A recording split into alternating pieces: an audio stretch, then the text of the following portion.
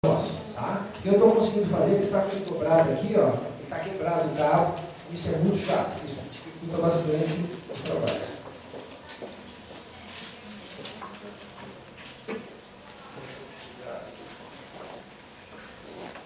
Então,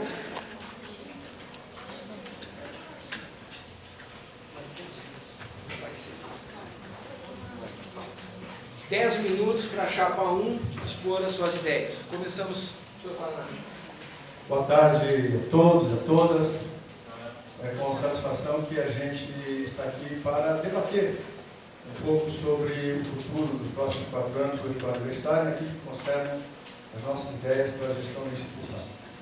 Para aqueles que não me conhecem, meu nome é Carlos Alberto, a maior parte não sabe disso, mas eu ganhei esse carinhoso apelido de Paraná quando eu vim estudar em Florianópolis. Então, todos me chamam de Paraná por causa desde a época de estudante.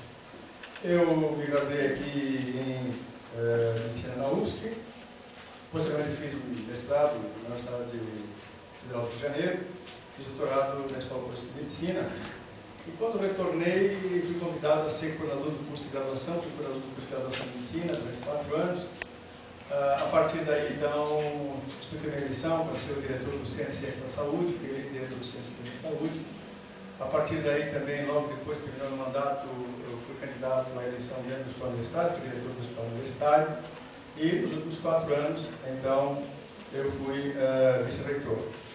E agora, nós estamos novamente petindo o apoio de vocês na ideia de dar um processo de continuidade, um processo de trabalho, de construção de uma instituição tão importante como é o Hospital Universitário. Eu vou abordar basicamente 2 aspectos, o Sr. Maicon depois se apresentará e abordará os 2 aspectos. Eu vou abordar mais, conforme está no nosso panfleto que nós instituímos. A nossa chapa se chama Dedicação e Compromisso. Dedicação porque eu fui contratado para trabalhar no Hospital Universitário exatamente 2 dias antes do hospital abrir. Então eu estou no Hospital Universitário desde que o hospital abriu, e na verdade é só abre em abril, mas nós fomos contratados no final do mês de janeiro para podermos trabalhar e preparar o Hospital Universitário para a sua abertura. Então nesses anos todos a gente tem mostrado a dedicação e tem mostrado sempre o compromisso com as demandas de ajuda do Hospital Universitário. O Hospital Universitário se encontra atualmente fortemente articulado no sistema de saúde e se espera isso no Hospital Universitário. São mais de 7 mil hospitais brasileiros, somente 180 são hospitais de ensino, e desses 180, somente em torno de 47, que aí tem os complexos hospitalares, são hospitais públicos federais similares ao nosso. E a expectativa do sistema de saúde é que a gente não seja um mero hospital, mas seja um importante centro formador de pessoas para trabalhar em todo o restante do sistema de saúde. Então, o nosso compromisso é formar pessoas com alta qualidade, não só de graduação, como na pós-graduação. Só que para você poder fazer isso, você precisa fazer pesquisa de alta qualidade e assistência de alta qualidade. Porque sem esses 2 parâmetros, você não conseguirá formar pessoas com essa qualidade necessária. É baseado nesse aspecto que nós estamos tentando desenvolver o HU, que precisa passar, sim. O grande problema do HU atualmente, e isso é histórico, é a questão da gestão de pessoas na instituição. Nós temos sérias dificuldades na reposição do quantitativo de pessoal. A gente sofre muito, o Hospital Universitário sofre muito com. Ele é muito demandado pela população para aumentar a quantidade de serviços ofertados, pela sua qualidade. E a gente tem muita dificuldade de reestruturar novos avanços nesse setor, principalmente pela dificuldade de contratação de pessoal. O Hospital Universitário precisa se preocupar com os seus efetivos, precisa arrumar mecanismos para que, hoje em dia, o nosso levantamento de dimensionamento pessoal, ele chega a quase 400 pessoas, só para manter os serviços atuais que foram perdidos no dimensionamento, no estudo de dimensionamento, e lutar nos próximos anos para que essas pessoas sejam contratadas é fundamental para a instituição. Durante a explanação a gente vai discutir um pouco sobre isso.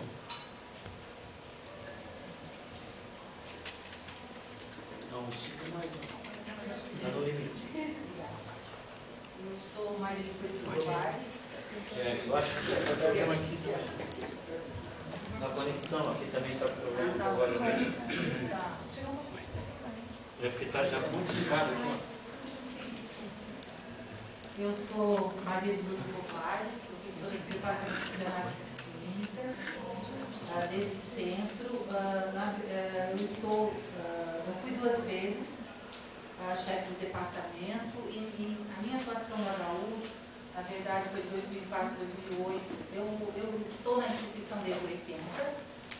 E a minha atuação no HU de 2004 a 2008 foi como chefe do Serviço de Análises Clínicas e agora eu ocupo a diretoria de apoio assistencial do HU. Na verdade, eu vou falar um pouco sobre, realmente, o que consta da nossa plataforma, que é a questão do ensino, pesquisa e extensão. Na verdade, a partir de 2010, o HU ele elaborou seu plano de reestruturação.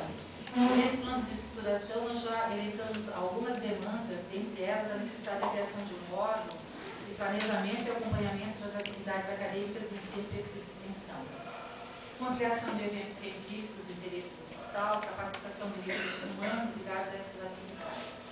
E, na verdade, na questão do ensino, nós temos trabalhado na questão da apropriação da legislação, que estabelece os requisitos para a certificação do HU como hospital de ensino, adequar a estrutura física às necessidades de formação, aproximar o hospital das propostas. Tá? O que eu estou conseguindo fazer, que está com ele dobrado aqui, ó, e está quebrado o cabo, isso é muito chato, isso dificulta bastante os trabalhos.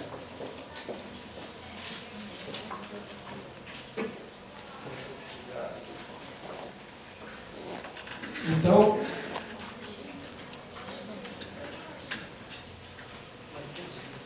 vai ser 10 minutos para a chapa 1 expor as suas ideias. Começamos, senhor Paraná. Boa tarde a todos, a todas.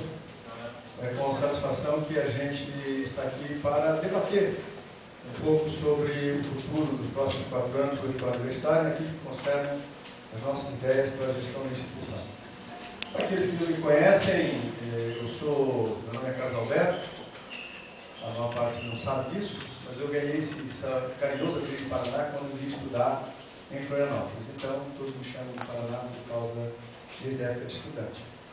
Eu me graduei aqui em medicina na USP, posteriormente fiz um mestrado na Universidade Federal do Rio de Janeiro, fiz doutorado na Escola Paulista de Medicina, e quando retornei, fui convidado a ser coordenador do curso de graduação, fui coordenador do curso de graduação de Medicina durante 4 anos. A partir daí, então, disputei minha eleição para ser o diretor do Centro de Ciência da Saúde, fui eleito diretor do Centro de Ciência da Saúde. A partir daí, também, logo depois de terminar o mandato, eu fui candidato à eleição dentro do Hospital Universitário, fui diretor do Hospital Universitário, e nos últimos 4 anos, então, eu fui vice-reitor. E agora, nós estamos novamente petindo o apoio de vocês na ideia de dar um processo de continuidade, um processo de trabalho, de construção de uma instituição tão importante como é o Hospital Universitário. Eu vou abordar basicamente 2 aspectos, o senhor Maicon depois se apresentará e abordará os outros 2 aspectos. Eu vou abordar mais, conforme está no nosso panfleto que nós instituímos, a nossa chapa se chama Dedicação e Compromisso. Dedicação porque eu fui contratado para trabalhar no Hospital Universitário exatamente 2 dias antes do hospital abrir. Então eu estou no Hospital Universitário desde que o hospital abriu, e na verdade é só em abril, mas nós fomos contratados no final do mês de janeiro para podermos trabalhar e preparar o Hospital Universitário para a sua abertura. Então nesses anos todos a gente tem mostrado a dedicação e tem mostrado sempre o compromisso com as demandas de ajuda do Hospital Universitário. O Hospital Universitário se encontra atualmente fortemente articulado no sistema de saúde e se espera isso no Hospital Universitário. São mais de 7 mil hospitais brasileiros, somente 180 são hospitais de ensino, e desses 180, somente em torno de 47, que aí os completos hospitalares, são hospitais públicos federais similares ao nosso. E a expectativa do sistema de saúde é que a gente não seja um mero hospital, mas seja um importante centro formador de pessoas para trabalhar em todo o restante do sistema de saúde. Então, o nosso compromisso é formar pessoas com alta qualidade, não só de graduação, como na pós-graduação. Só que para você poder fazer isso, você precisa fazer pesquisa de alta qualidade e assistência de alta qualidade. Porque sem esses 2 parâmetros, você não conseguirá formar pessoas com essa qualidade necessária. É baseado nesse aspecto que nós estamos tentando desenvolver o HU, que precisa passar, sim. O grande problema do HU atualmente, e isso é histórico, é a questão da gestão de pessoas na instituição. Nós temos sérias dificuldades na reposição do quantitativo de pessoal. A gente sofre muito, o hospital universitário sofre muito com... Ele é muito demandado pela população para aumentar a quantidade de serviços ofertados, pela sua qualidade. E a gente tem muita dificuldade de reestruturar novos avanços nesse setor, principalmente pela dificuldade de contratação pessoal. O hospital universitário precisa se preocupar com os seus efetivos, precisa armar mecanismos para que, hoje em dia, o nosso levantamento de dimensionamento pessoal, ele chega quase 400 pessoas, só para manter os serviços atuais que foram perdidos no dimensionamento, no estudo de dimensionamento, e lutar nos próximos anos para que essas pessoas sejam contratadas é fundamental para a instituição. Durante a instalação a gente vai discutir um pouco sobre isso.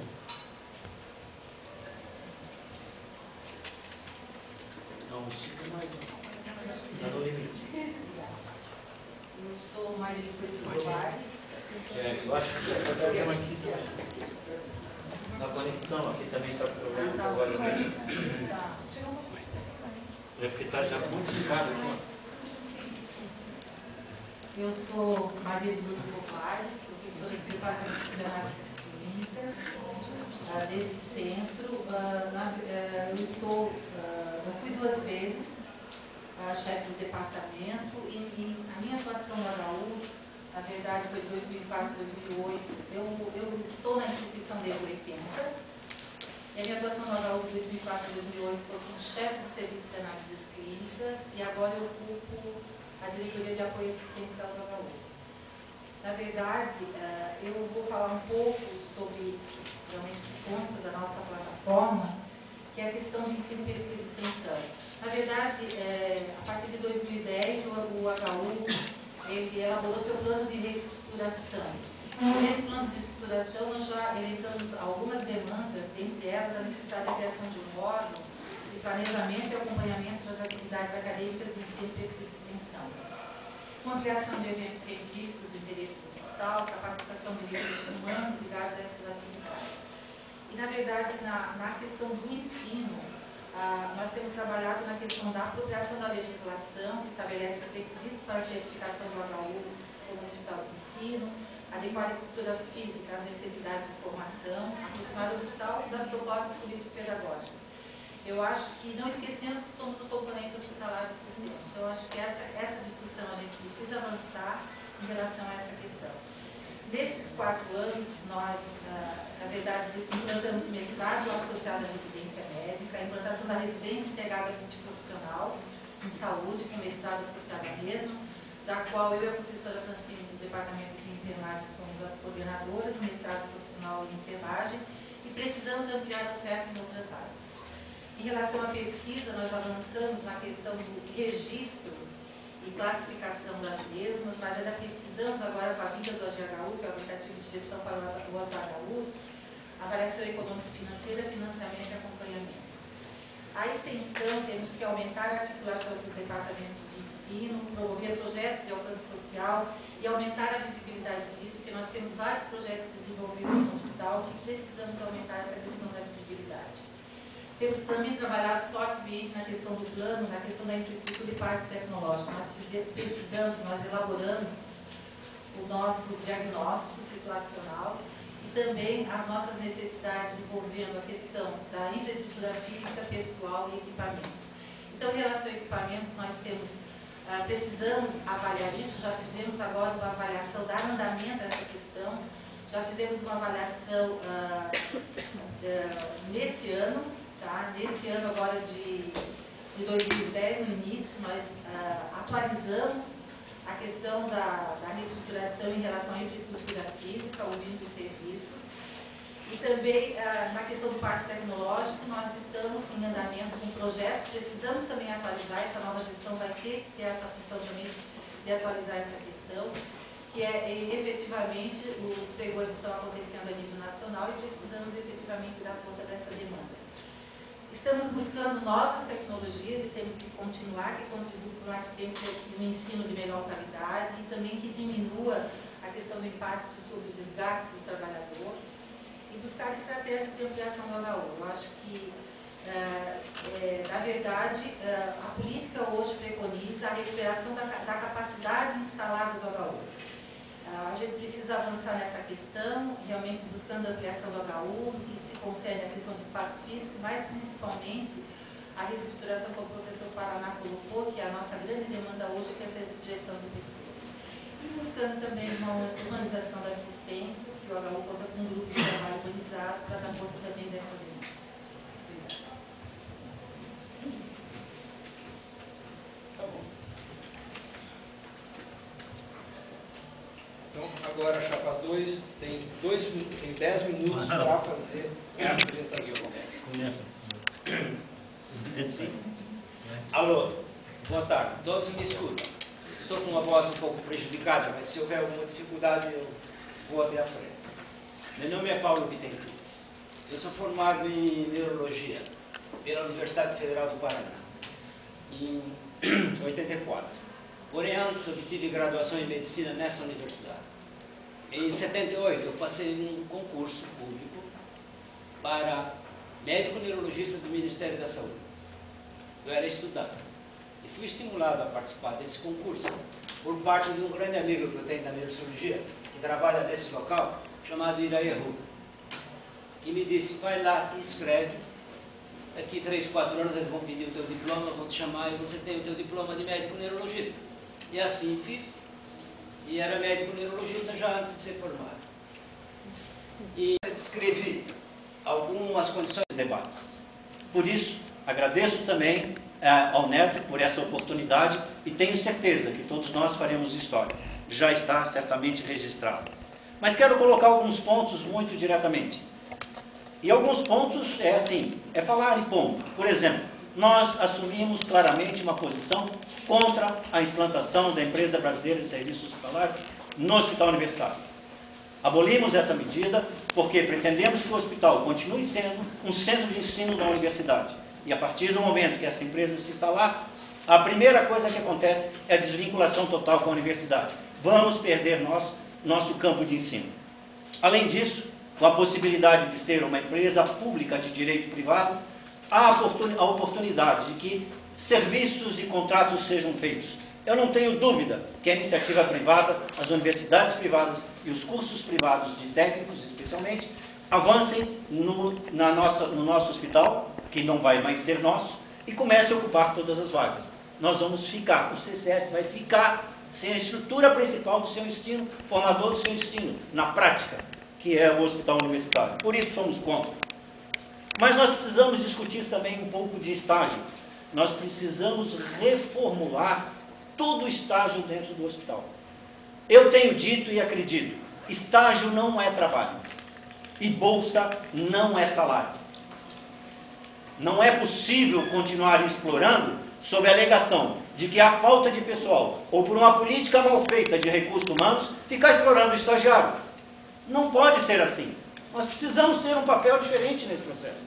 E a diferença nesse processo é que nós tenhamos efetivamente, primeiro, uma política salarial, e depois possamos contemplar uma política para os estudantes. Não da forma, até certo modo, escravagista. Escravagista que eu digo, até porque existe uma baita distorção em relação aos estágios. Eu tenho visto alunos, por exemplo, da educação, fazendo atividade administrativa. Qual é a relação que existe entre uma atividade administrativa e um papel na educação? Por que esse aluno da educação não está participando no processo de educação, na produção de material institucional ou qualquer coisa que seja relacionada com o seu curso? Por isso que nós temos que fazer efetivamente esta reformulação. E é por isso que nós vamos lutar. Mas neste processo todo, sem dúvida nenhuma, neste processo de formação, seja dos acadêmicos, ou seja no processo de formação do pessoal do HU, nós não vamos avançar se não tivermos a parceria com o CCS. O CCS é o centro formador. É junto com o CCS que nós temos que realizar e concretizar esse processo de formação diferenciado. Aqui está o conhecimento, aqui está a formação. Precisamos juntar os dois, acabar com essa distância que nos separa, criarmos não esta ponte que mal nos une, mas que realmente possa fazer a união. E é isso que nós vamos defender exaustivamente. Nesta defesa de uma mudança radical, defendemos também a incorporação de alguns profissionais que são profissionais da saúde e nesta universidade não são considerados. Defendemos a incorporação da educação física, da psicologia e da assistência social dentro dos programas de saúde, para que nós possamos ter efetivamente a questão da saúde discutida em todos os níveis. É isso, Vinícius. Obrigado. Bem, passando para a segunda etapa, então, do debate, nós solicitamos que quem tem interesse em fazer perguntas aos candidatos se manifestem levantando o braço. Vocês levantem, esse livro vai anotar.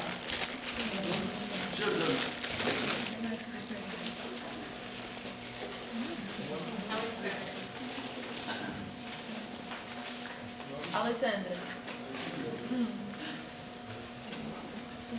Felipe.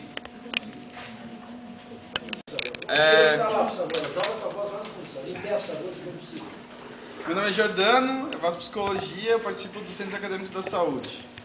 A pergunta é a seguinte: enfim, com a criação da empresa brasileira de serviços, a criação da empresa brasileira de serviços hospitalares, ela teve como base modelos de gestões alternativa como as OS, fundações e principalmente, como disse o ministro, enfim, logo que foi soltada em P520, foi principalmente baseada na experiência do Hospital da Clínica de Porto Alegre. Enfim, nesse hospital, depois, né, que teve essa experiência, enfim, com uma fundação, se abriu a dupla porta, né, tem, enfim, coisas de saúde privada e tudo mais. E pesquisas, né, nesse ano mostraram que onde os hospitais que são geridos por OS, fundações e tudo mais, eles têm um aumento da mortalidade dos usuários e, enfim, isso. Então, a pergunta em relação a isso deixa eu só entender. Enfim, isso. Se a ABSER é a melhor saída para o atendimento da população, visto as experiências que a gente tem tido, enfim, com as OES e até mesmo a experiência do Hospital da Clínica de Porto Alegre, que se diz que foi baseada a criação de empresas hospitalares. Então, se isso é a melhor saída, se não é, enfim, qual seria a melhor saída para o hospital universitário hoje? Pergunta, professor, quem responde primeiro? Então, a primeira, quem vai dar a resposta em 3 minutos para responder, é a chapa 1, Paraná. Aí depois, na sequência, eles começam a inverte. Eu acho que vou responder primeiro, Jordano, a gente já se conhece, possível que está há tempo, né? A resposta para o Jordano é simples. Não é a melhor saída do céu. Não é a melhor saída ao autarquia. Não é a melhor saída ao OS. Ou seja, não é mudando o nome do modelo jurídico que nós vamos resolver os problemas que necessitam ser atacados do hospital universitário.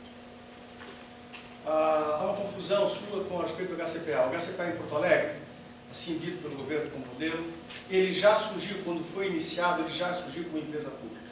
Ele é o único hospital universitário que, desde a sua criação na década de 70, ele inicia como empresa pública. Por isso, ele não pode servir de parâmetro para dizer que essa é a melhor solução para os hospitais universitários. Porque ele não tem todas as condições que possam dizer que esse modelo é comparativo, porque ele não é. Então, dessa maneira, quando o governo diz e coloca a ideia da EBSERV, e aí, só para a gente colocar aqui, eu me posicionei contra a EBSERV, eu tenho uma administração pública no Conselho Nacional de Saúde, onde, como membro e aí presidente da Associação Brasileira dos Hospitais Universitários, me posicionei como presidente da associação contra a EBSERV, por dizer o seguinte: eu quero uma instituição e quero uma situação que resolva o problema dos hospitais, não que resolva o problema do governo. A colocação da EBSERV tenta resolver um problema do governo, de aposentadoria, disso, daquilo. Ele não é feito para resolver o problema dos hospitais. Eu quero discutir uma solução para os hospitais. Quando a gente diz não é isso, mas por outro lado também então você defende o modelo da autarquia, não, a autarquia está matando a universidade brasileira, está matando o hospital universitário. Nós não temos como contratar pessoas. Agora nós estamos precisando, há um déficit de 300, quase 400 pessoas no hospital universitário, e depende de quem autorizar os concursos, providenciar o projeto de lei para criar as vagas para esse hospital. Que na semana passada teve 3 funcionários com câncer que estão afastados, que de 60 dias. Como é que a gente resolve o problema dos serviços com essa falta de autonomia de gestão de pessoas? A mesma situação com a universidade, como ela resolve a situação dos falta de professores que não são liberados concursos? Então não é um modelo autárquico, nem a empresa, não é o OS que resolve o problema. É uma política séria de autonomia da universidade brasileira, de autonomia do hospital universitário, junto com a sua universidade, que pode dizer sim, baseado em diretrizes do sistema de saúde, baseado em diretrizes governamentais, ele pode dizer o que é melhor para ele dar conta da sua tarefa. Ou seja, não acho, como você perguntou, o engodo da mudança jurídica não pode servir e não irá atender às nossas necessidades.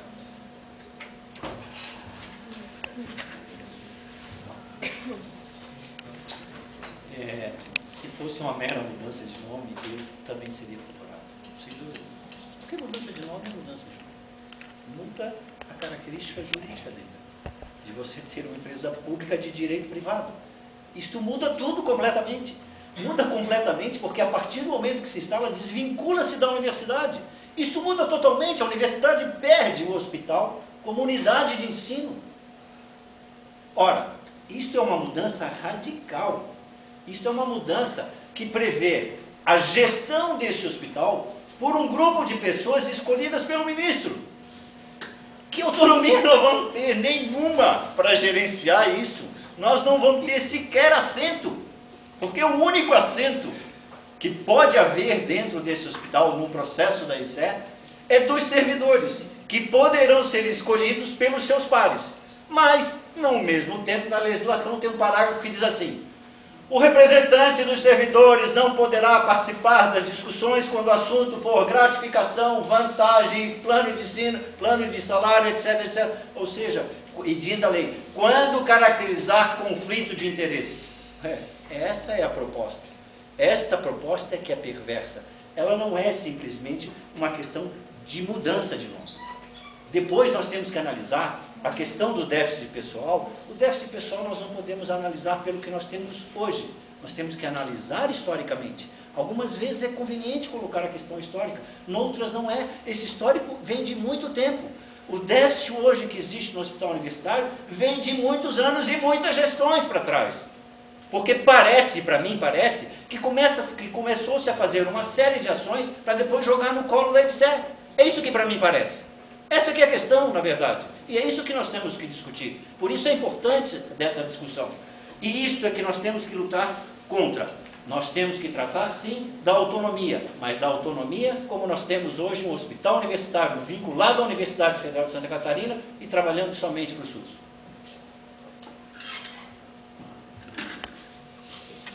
Alessandra. Meu nome é Alessandra, sou do Serviço Social, faço parte do Pro Saúde PED Saúde. Posso direcionar minha pergunta? Posso para o Paraná, já que vem da gestão anterior, né? Porque essa pergunta acho que cabe a ele. O HU tem um sério problema de infraestrutura. Falta, inclusive, a manutenção básica. Inclusive, foi denunciado no Ministério Público, uma intervenção do Ministério Público, com o laudo do bombeiro sobre a instalação elétrica do prédio. Por que isso?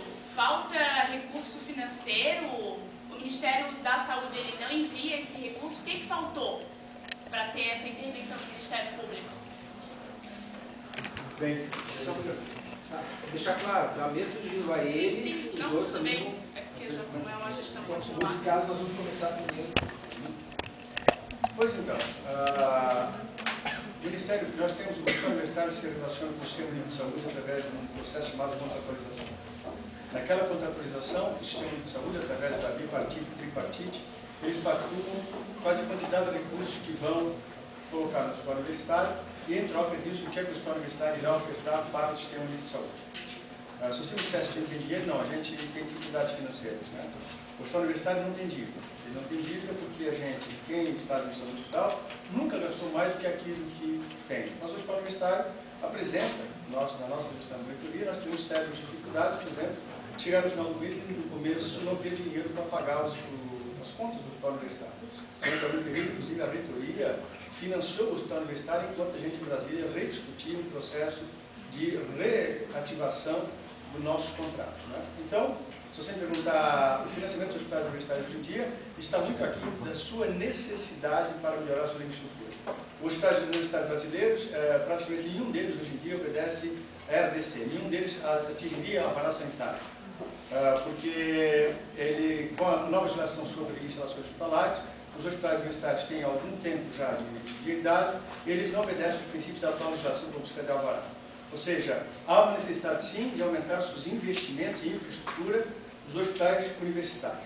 O nosso hospital universitário ele hoje encontra algum equilíbrio na relação de custeio.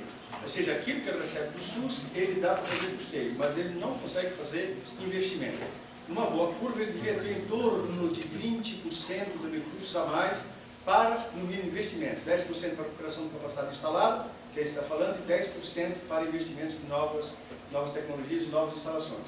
Esse dinheiro nunca esteve disponível. Nós nunca tivemos uma fonte de financiamento adequada de estrutura. E agora, equivocadamente, o governo federal assume a centralização disso e diz que é poder de leilões nacionais para favorecimento dos hospitais universitários brasileiros. Ou seja, eu também não acredito nisso, não acredito na centralização dos processos do SASC. Começa a chapa. Alessandra, eu sempre tenho uma preocupação muito grande com meus alunos. E eu digo por quê. Bem ou mal, as pessoas que saem da sua casa podem ter dinheiro, podem viver muito bem em casa, mas quando largam os seus lares e passam a viver sozinhas, essas pessoas precisam de atenção. Essa não é uma questão do dinheiro, é a questão da mudança radical do ambiente. Você passa a conviver com pessoas que você não conhece, totalmente estranhas, não são seus parentes, não são nada. Passam a ser seus amigos, passam a ser a sua família, passam a ser a sua vida. E daí surgem vários problemas. Esta instituição, Universidade Federal de Santa Catarina, tem que pensar nessas situações. Nós não podemos deixar de atender aos acadêmicos que precisam de aconselhamento médico, de aconselhamento psicológico, atendimento psiquiátrico, não só na questão das doenças, por uma série de coisas. Então, o que precisa fazer? Ora, não tem sentido a universidade ter uma infraestrutura, um outro hospital para atender. Eu penso que o hospital deve, em comum acordo com a universidade, dar algum avanço nesse sentido, de atender essas pessoas. Nós não podemos mais virar as costas para os estudantes e dizer, nós não temos nada com vocês. Não é assim que funciona. Nós temos tido problema em aula, nós temos o aluno que começa a repetir, nós temos o aluno que desiste, nós temos o caso de alcoolismo, nós temos o caso de drogas. Nós precisamos tratar de modo completamente diferente a saúde dentro da nossa instituição. Porque se nós não conseguimos fazer dentro da nossa instituição, nós vamos fazer para quem? Essa que é a questão. Por isso a nossa proposta é, junto com as reitoras, sentarmos e discutirmos essa questão muito seriamente.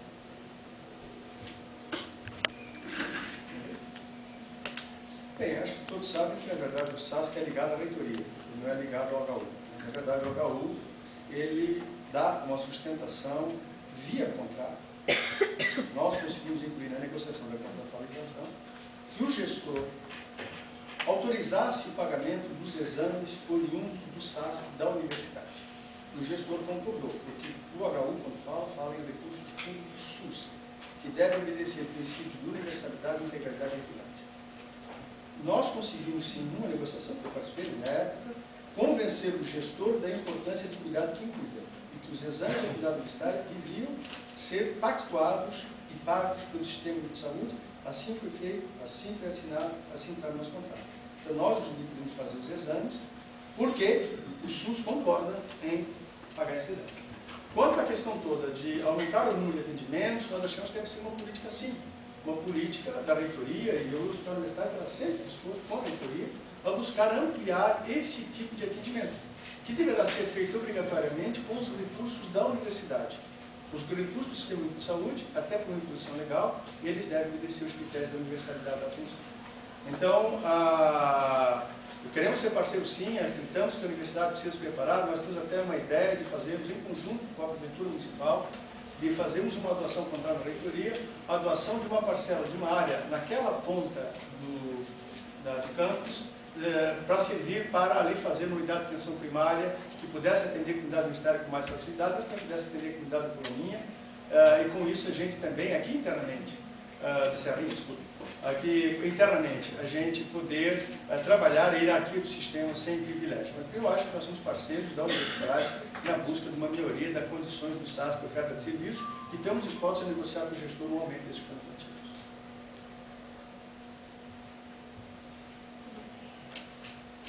O Felipe começa.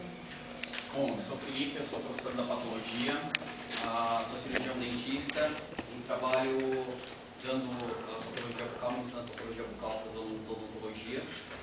E como sendo um dentista que migrou para uma área basicamente com uma atenção voltada para toda a parte, toda a repercussão das doenças sistêmicas para a boca do paciente, ao contrário, todas as repercussões das doenças de boca para o resto do corpo, eu gostaria de saber qual a posição de ambas as chapas com relação à inserção da odontologia e quais serão as propostas de uma eventual vitória de ambas as chapas sobre o que vocês programam como a inserção do dentista hoje dentro da HU. Obrigado.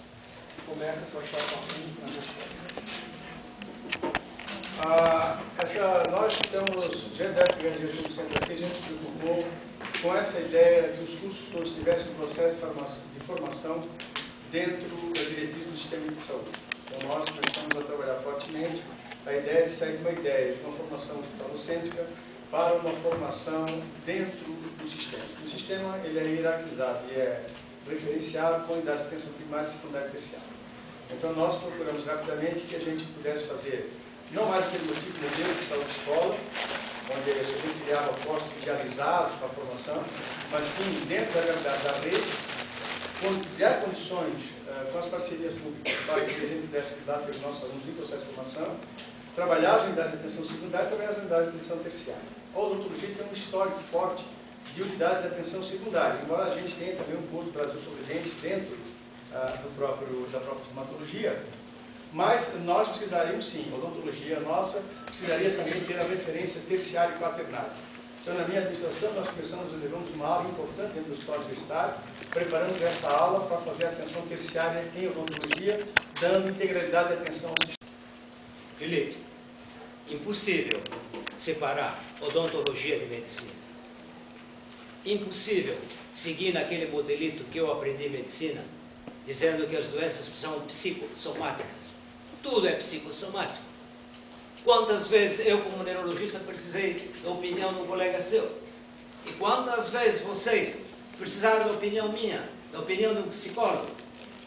Então eu acho que essa distância artificial criada entre nós, no mundo visionário que eu vejo do futuro, tende a diminuir. Nós temos que trabalhar cada vez mais próximos uns do outro, para aumentar a nossa resolutividade e assim beneficiar a pessoa objeto da nossa atenção.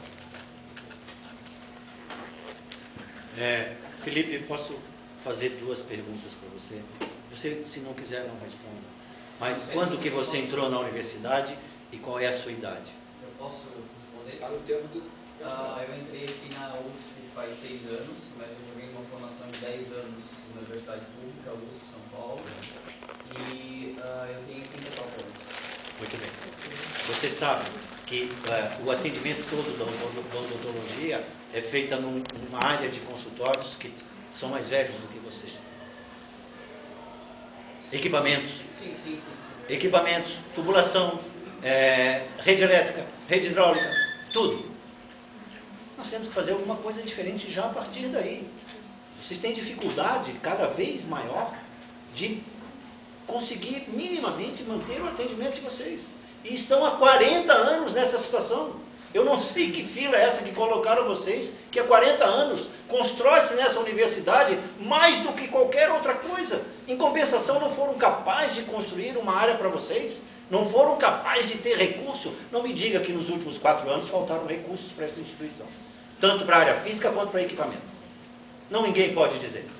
Ninguém pode dizer. E aí, na patologia especificamente, se você faz na patologia, você faz as análises naqueles microscópios, tenho pena dos seus olhos, porque certamente você vai ter problemas sérios. Aqueles equipamentos não servem mais, eles não servem mais para manutenção. O sistema óptico já foi embora há muito tempo, precisam ser totalmente trocados.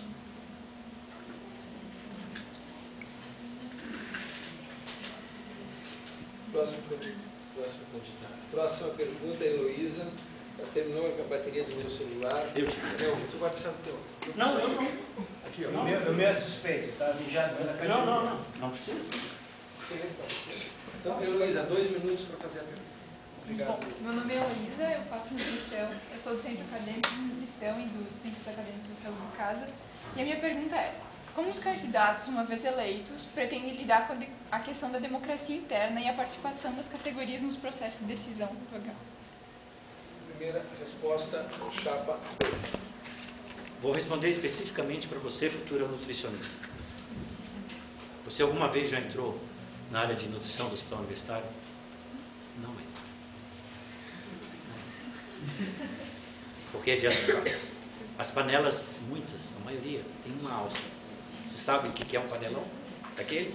E que as pessoas têm que pegar com um pano e fazer assim, e o outro está carregando na alça. É assim que funciona. As pessoas não têm um utensílio sequer para cortar as coisas, cortar batata. Sabe aquele cortador de batata que você faz? Não tem. As facas as pessoas têm que levar de casa. Como é que pode se fazer alguma coisa se não for falar com essas pessoas? Se não for conhecer a sua realidade? A área da nutrição foi invadida, o serviço de informática comeu uma sala, tem um projeto de pesquisa do lado que colocou uma parede e avançou. Se nós não formos, e a única hipótese é nós sentarmos em cada unidade e podermos discutir isso exaustivamente, para achar soluções. Porque o problema é muito sério. Você não tem nem condições de fazer sequer estágio lá dentro. Muito menos as condições das refeições podem ser as melhores do que são hoje. Especialmente a qualidade de vida das pessoas. De tal modo, para você ter ideia, que neste final de semana, com o feriado, os elevadores se estragaram. Sabe como é que as pessoas servem a refeição? Elas pegam bandeja por bandeja, paciente por paciente, quarto por quarto, e sobem as escadas todas, do quarto andar até o primeiro andar. Sobe e entrega. Não dá para ser assim. Nós precisamos mudar isso, e só vamos mudar isso conhecendo a realidade. Conhecendo a realidade é sentando com as pessoas e ouvindo as pessoas. Se nós não fizermos isso, não adianta nada.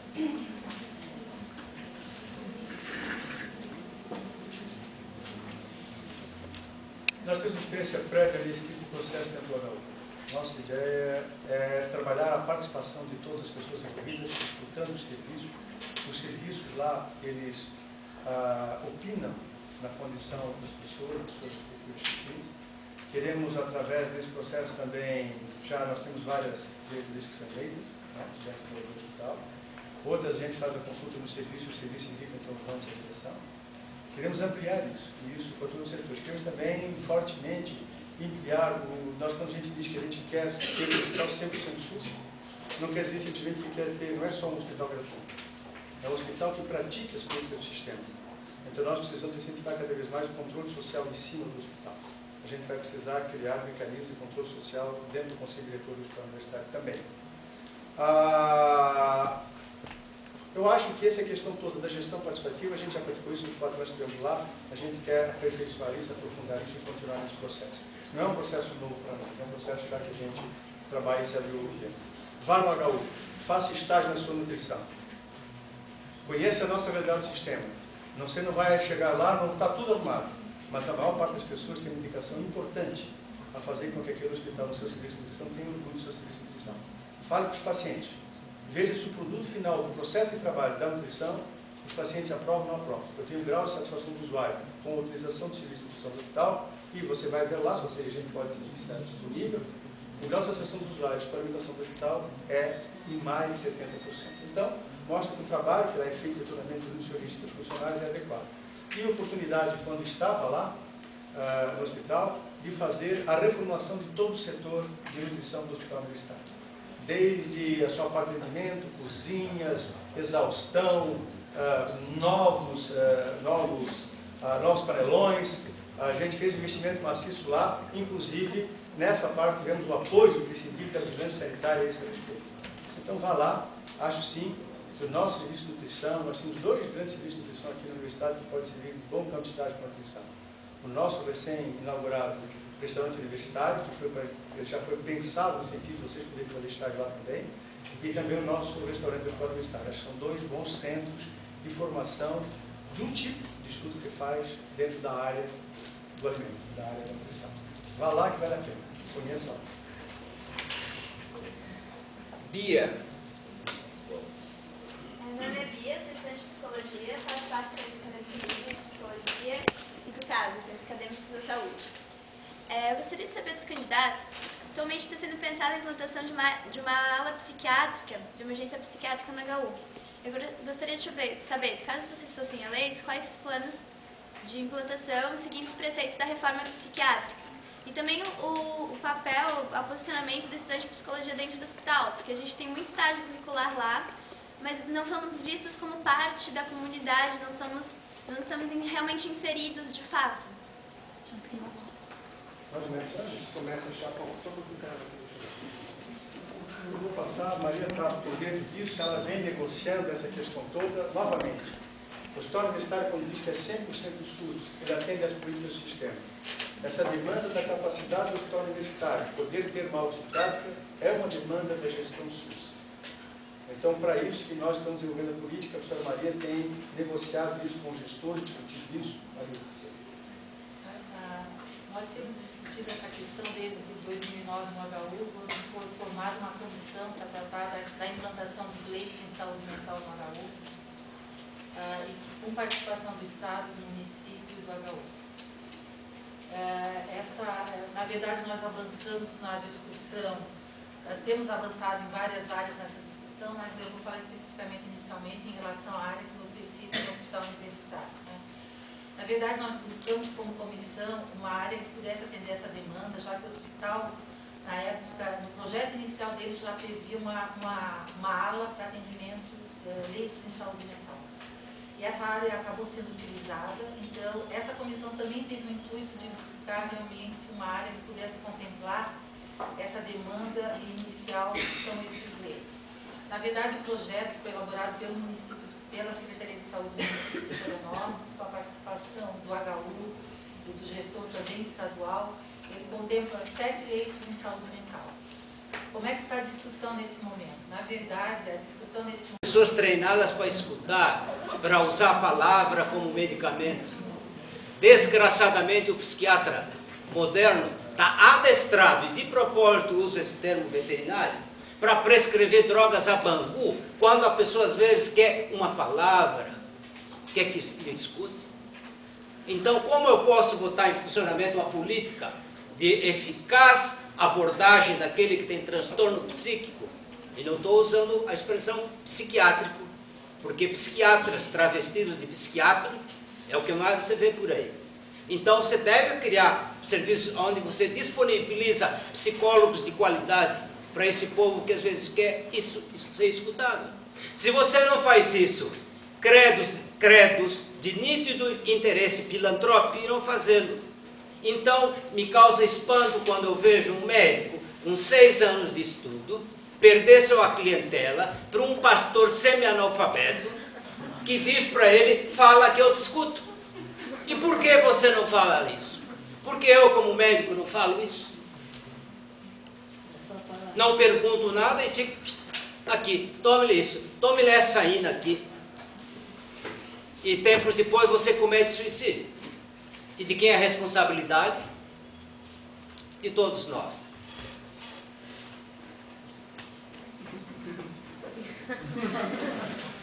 Só eu tenho um tempo mais claro, bem claro para mim, que uma enfermidade psiquiátrica deve ser interpretada como qualquer outra. Quando você tem diabetes e descompensa, você precisa ir ao hospital.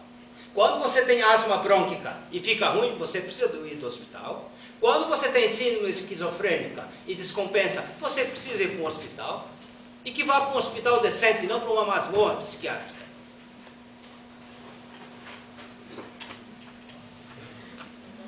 Aceitamos inscrições. Mais perguntas? João Garibaldi, Roger, Priscila, Ângela. Adalberto. Pessoal, sempre se apresentando. Aira. Então, João Garibaldi com a palavra. 2 minutos, João.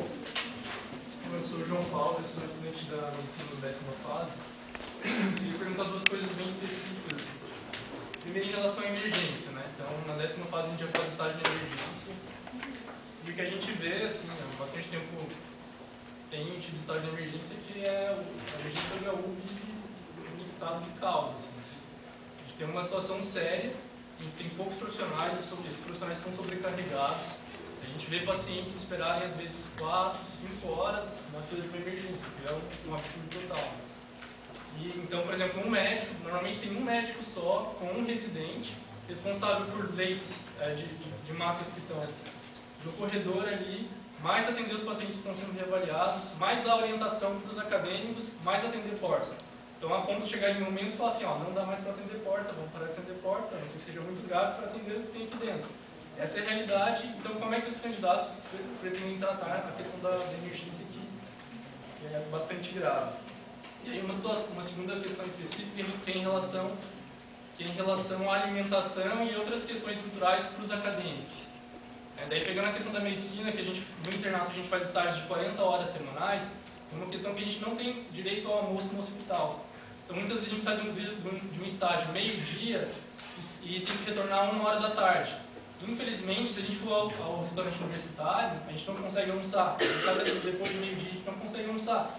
E em vários hospitais, os acadêmicos têm direito ao almoço. Então, o hospital da URGS, o hospital da UFR, os acadêmicos têm direito, principalmente quem faz estágio, né, quem está no final dos cursos da saúde. Então, eu queria saber essa questão, e aí abrangendo outras questões também da infraestrutura, então, para armários para guardar pertences, salas para discussões clínicas, tudo isso a gente sabe que o nosso hospital está, banheiros, né, a gente tem uma certa defasagem. Então, essas duas questões.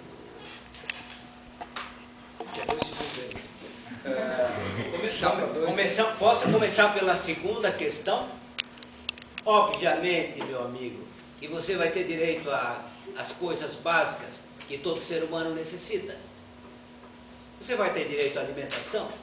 Isso é o mínimo que eu posso oferecer a você. Você vai ter o direito ao descanso.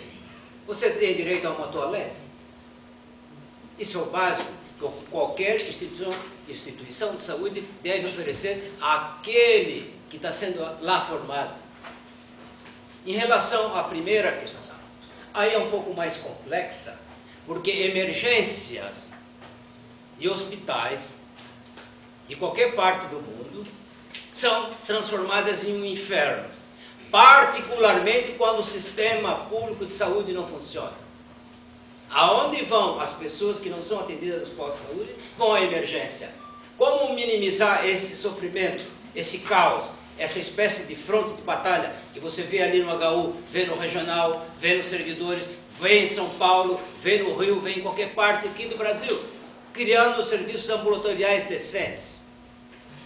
A maior parte desses problemas que se vão à emergência teriam uma boa solução num posto de saúde bem completo. Um time de saúde completo, você soluciona eles lá.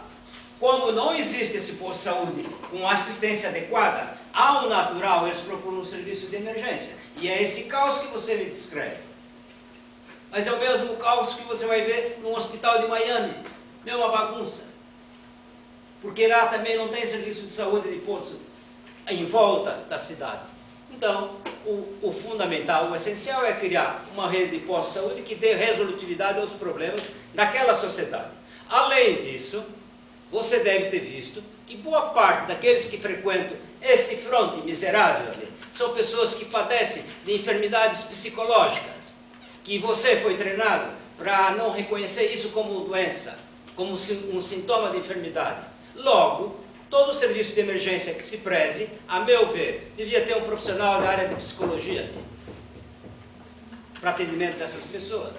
Porque nós não atendemos de maneira conveniente, dizemos simplesmente você é piti, você é piripaque e outras grosserias, e daqui uma semana, duas, essa pessoa comete suicídio.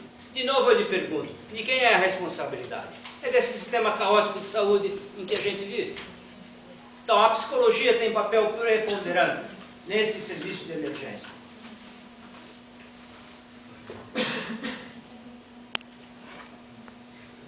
Roger, desculpa. Eu queria escapar dos compromissos. Você estava abordando um tema, a emergência hospitalar, não existem soluções simples para problemas complexos. Posso falar de uma experiência que eu tenho de 20 anos de Copa. 20 anos para frente. Algumas coisas, né? Alimentação. Eu acho uma desconsideração no poder da alimentação para os alunos e também para os meus funcionários, que saem do plantão para entrar no outro e perderam o direito à alimentação, por uma determinação do Tribunal de Contas do União, da Advocacia Geral da União e do Ministério Público, que vetou, proibiu que a gente pudesse fornecer alimentação para vocês e para os nossos servidores, que muitas vezes pegam a comida dos pacientes, porque não tem que comer. A comida dos pacientes não comem. Quando é devolvida, eles acabam comendo aquela comida.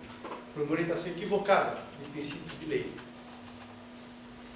Chamo sim, e eu defendo a possibilidade que a gente possa dar, fornecer alimentação, como sempre fornecemos no passado, para os indivíduos que permanecem mais do que Não há entendimento dos órgãos de controle, infelizmente, nos mandaram um termo de ajuste de conduta proibindo que a gente sofremos um desgaste muito grande dentro da instituição.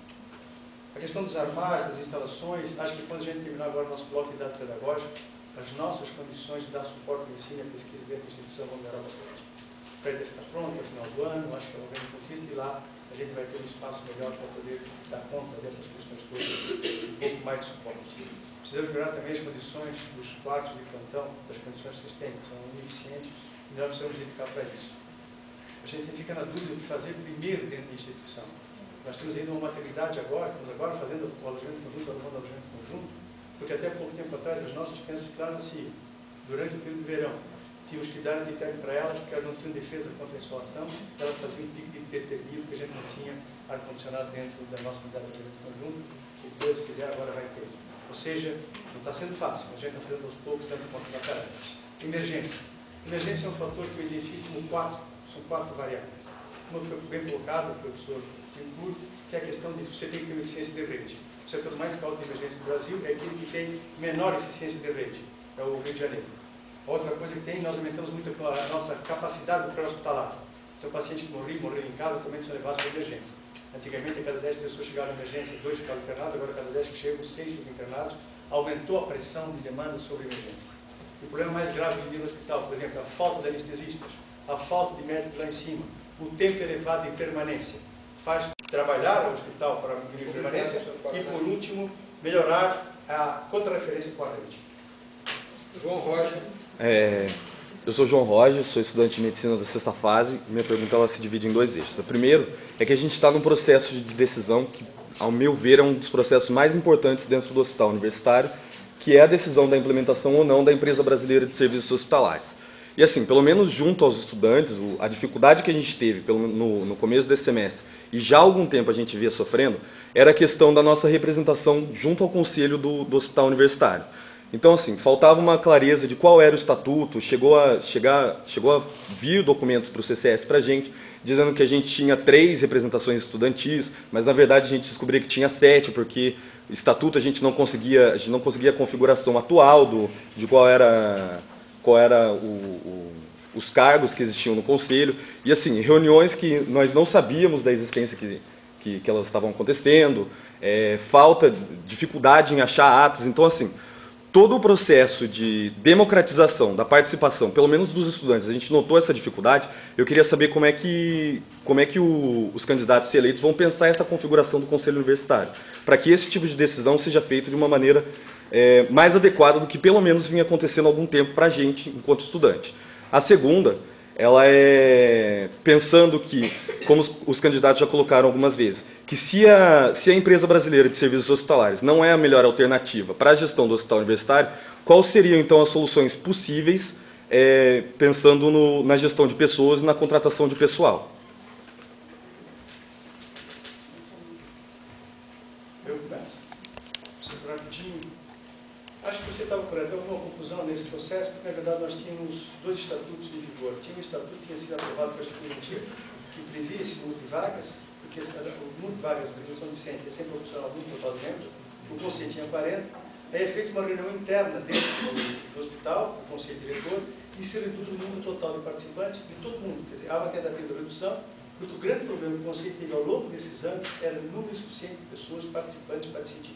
Ele sempre tinha quórum insuficiente. Então, se tentou enxugar, e aí enxugar progressivamente tudo. Acho que várias pessoas aqui participaram desse processo. Aí veio uma dúvida, se o que valia era o grande Conselho de 40, e daí tinha 7 estudantes, era o Conselho novo, que era menos gente, daí a representação estudantil era menor também, proporcional ao novo Conselho.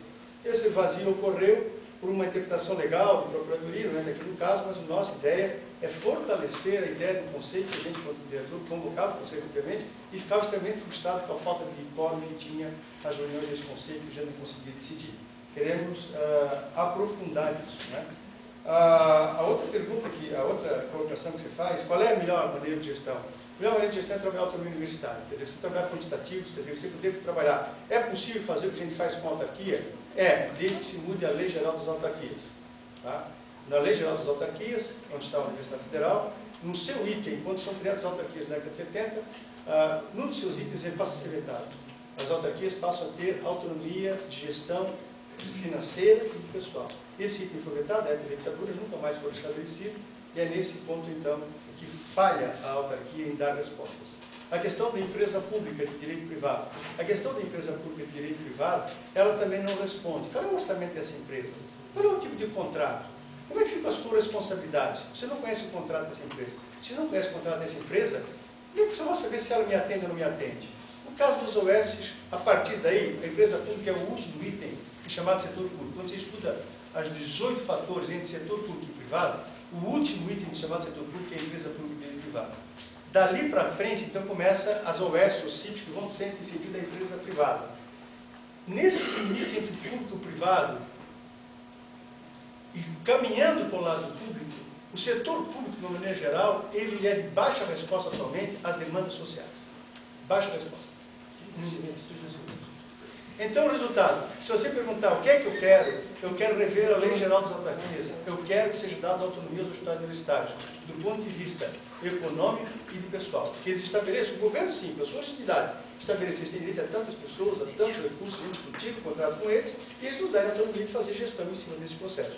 Mas não com esse negócio que estão fazendo agora, negando recursos e pessoas e querendo que a gente preste atenção em saúde.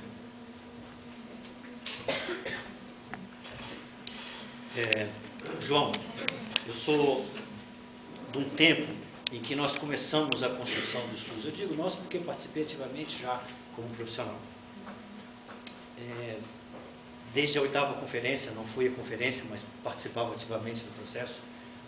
E participei de várias discussões, até pela atividade que eu tenho junto ao Ministério da Saúde, inclusive defendendo claramente a questão da participação popular.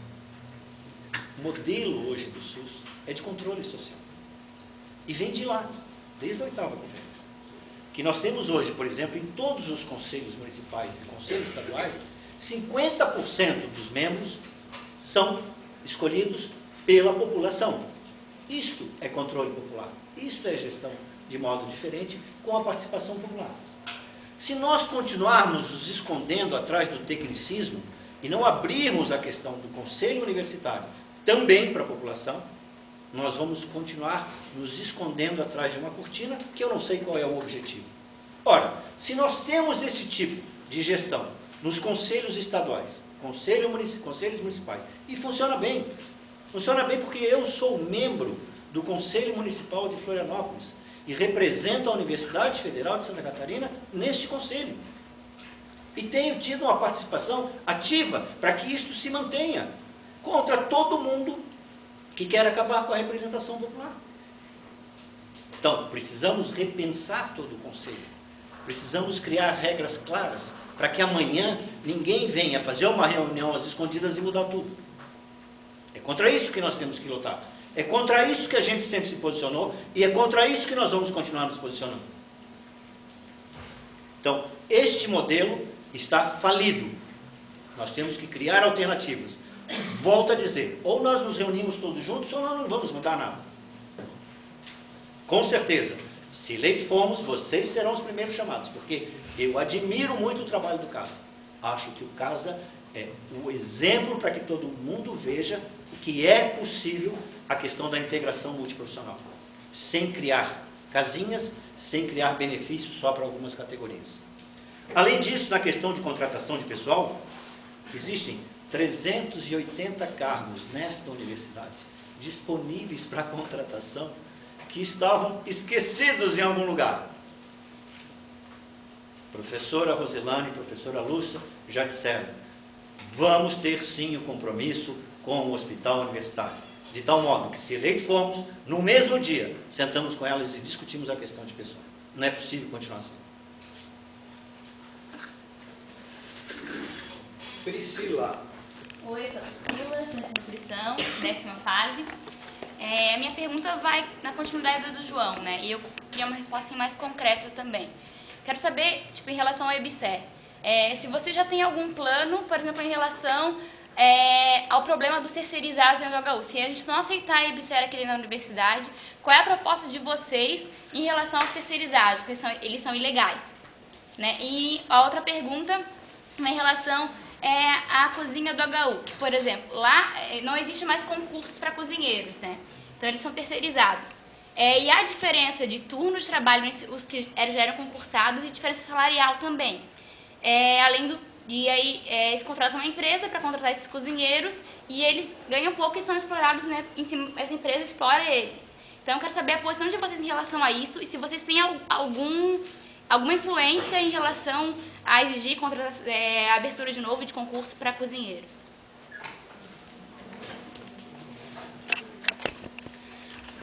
Priscila, algumas categorias estão extintas, né? O doutor Bresser, o professor Bresser Pereira, fez essa bondade a todos nós, extinguiu várias categorias. Não há como nós contratarmos algumas categorias, não existe legalmente possível. É só com processo de terceirização, não é possível. Nós não temos alternativa para algumas coisas. Agora, nós precisamos rever, porque nós temos ainda no quadro muitas pessoas que são dessas categorias. E precisamos ver como essas pessoas vão trabalhar e como nós vamos fazer com o serviço terceirizado. O serviço terceirizado hoje é assim, eu não tenho nada a ver com isso. É assim que eu vejo o serviço hoje funcionando dentro do hospital, como se ninguém tivesse nada. Não existe nenhum treinamento para essas pessoas, para nada. A empresa contrata e vai lá, o indivíduo começa a trabalhar. Aí sai o indivíduo carregando lixo para tudo quanto é lado, pega no lixo, pega na maçaneta.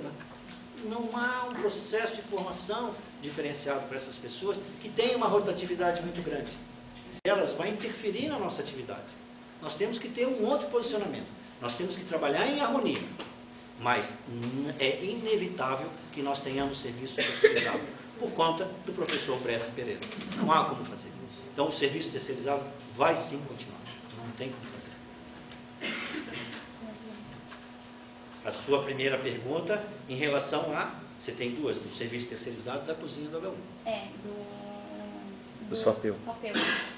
Em relação ao FAPEU, o que fazer, porque eles são ilegais, né, dentro da... FAPEUs, não há outra alternativa. Esse pessoal vai sair mais cedo ou mais tarde. A professora Lúcia ontem nos garantiu que há uma negociação com o ministro para que nós possamos manter esse pessoal por 2 anos e, a partir daí, dentro dessas vagas identificadas, que nós possamos realmente criar uma política de pessoal, de contratação, para que esse pessoal possa ser substituído. Não como foi prometido em 2008, que não foi cumprido. E agora nós temos a carga. A carga é simplesmente 6 milhões de reais para demitir o pessoal do FAPEU hoje. Apesar de que a atual direção já está fazendo provisão de recursos, já existem recursos, que não vai mais se gastar 6 milhões, já tem algum recurso. Então, esta é a situação da FAPEU.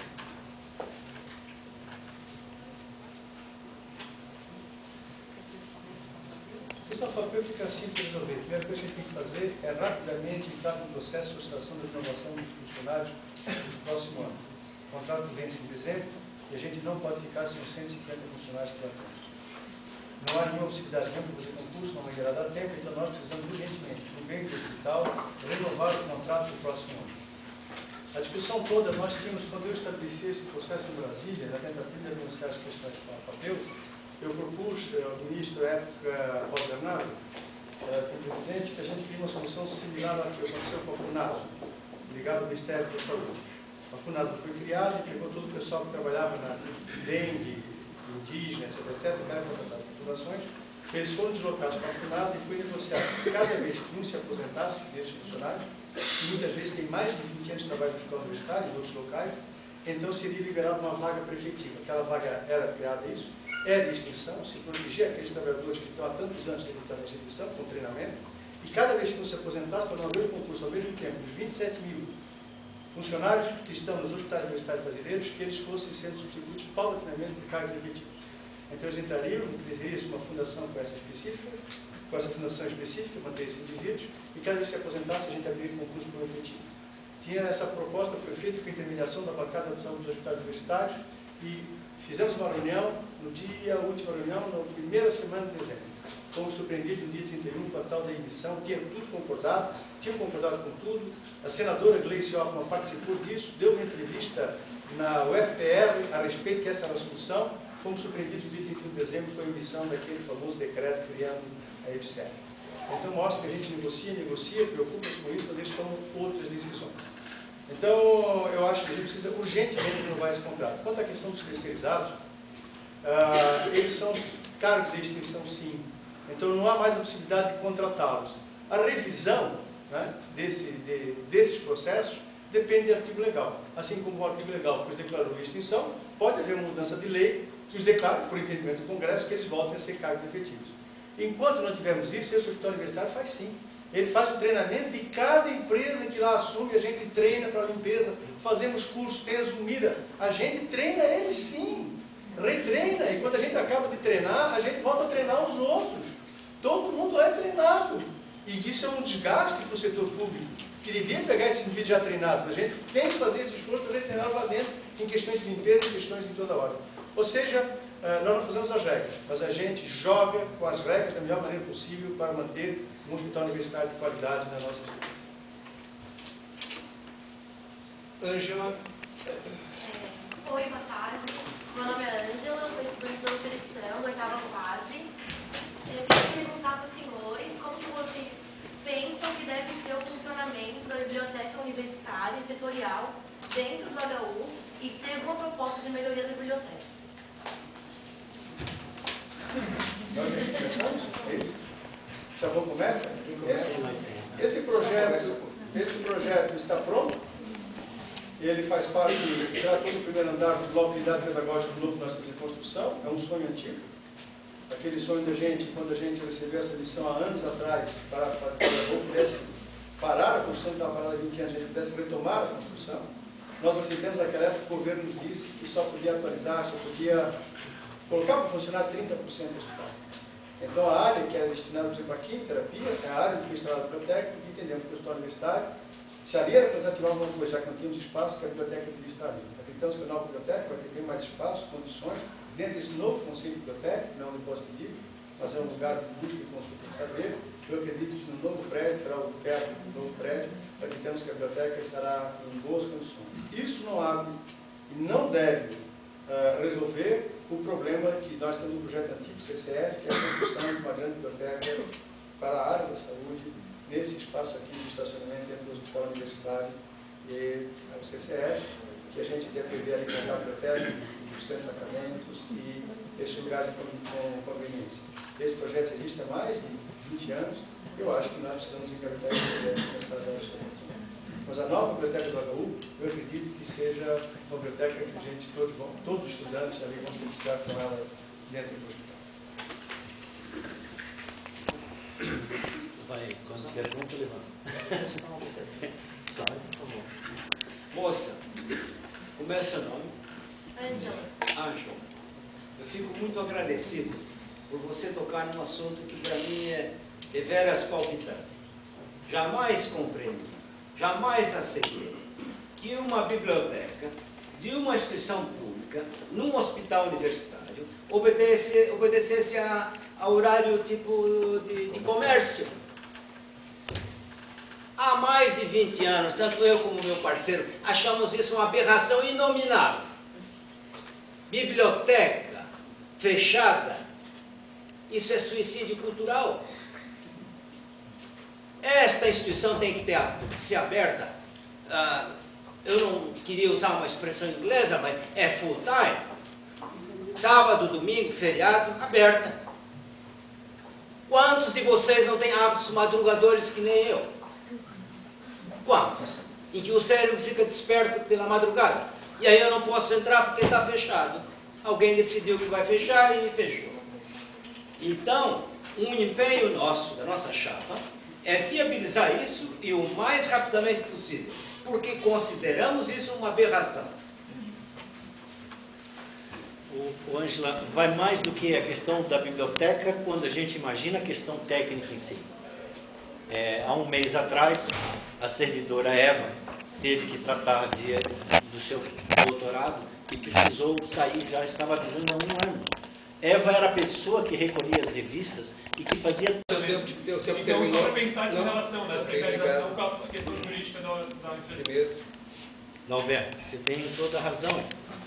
Eu continuo sempre vou dizer isso, até que a Universidade Federal de Santa Catarina decida que a empresa não vai se calar, eu vou continuar brigando, eu vou continuar lutando. Realmente, se a gente não fizer isso, nada muda. Se vocês lembrarem, um pouco antes da instalação da EBSER, havia uma proposta de fundação para os hospitais. Lembra disso? Vocês lembram do Abraço Magaú? Isso foi antes. A primeira tentativa foi, e na calada da noite, não foi só na noite de Réveillon, na calada da noite de Réveillon que saiu publicada a legislação, foi no período entre o nosso movimento e as escondidas da calada da noite do Réveillon, é que fizeram a empresa. Agora, ninguém me disse que isso já não estava pronto. Ninguém me disse que isso já não era a opção 2. Por quê? Isso aqui passa a ser política de governo, política de privatização da saúde. E é contra isso que nós temos que lutar. Por isso que nós continuamos insistindo. Nós vamos lutar sempre para manter o hospital 100% SUS. Nós somos totalmente contra a empresa e ponto. Eu tenho tempo para complementar. Olha, qualquer governo, não importa o adjetivo que tem como complemento, comunista, socialista, capitalista, eu parto da premissa que todo ele é ladrão. Esse também quer jogar nas custas da população o ônus que não lhe cabe. A população já paga o suficiente para obter educação e saúde de qualidade. Então, o mínimo que qualquer governo tem que fazer para os... Segurança, educação e saúde são elementos fortes da cidadania, estão na nossa Constituição e a gente deve sempre brigar com isso. A ideia, está surgindo uma ideia, a gente tem que desmistificar alguns mitos aí, sabe? A ideia de empresa com privatização e autarquia com bem público. Não é verdade. Metade dos hospitais brasileiros, como nossas autarquias, têm leitos privados. O que impediu o hospital universitário de ter leitos privados não foi o fato de ser autarquia. Há 20 anos atrás,